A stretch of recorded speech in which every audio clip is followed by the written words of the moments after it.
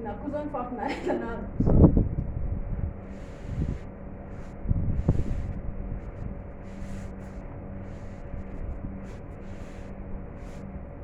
rehefa somary tomatomaiky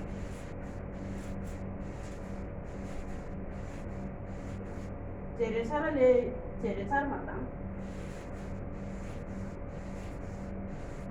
jere tsara nge raha botoka atao somary makany arina voka kely miditra tsy moramora jereko tsara fa nitongotra anankoroa ty zao somary misabaka dia miditra ny ravim-body fa misabaka dia misokatra dia miditra ny ravim-body fa ao hoe lehilahy tiako lazana eto fa tsy mivehivavy sokatra kely ohatry zao tongotra lahy dia miditra ilay ravim-body lehilahy moa zany tsy manana ilay ravim-body ilay pelipelika ohatry zao fa mety io rehefa mizatra ialahy na noho foanako tany aloha tany fa atao mikotrana kevelona dia eto lahy sady miazona ilay raha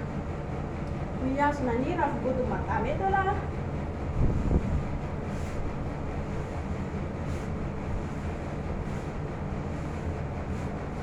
dia tsara fa manaraka ohatran'izay foana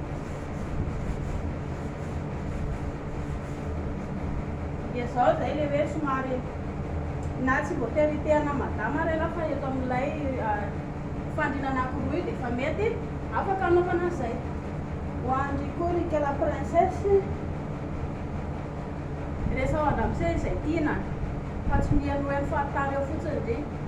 zay zany to revitra ho an'lehilahy le rehefa le na ndraindray moa zany na hoe atao ambony ilay atao ambany fa ilahy rehefa mitoaka io somary le misokatra kely ohatry zao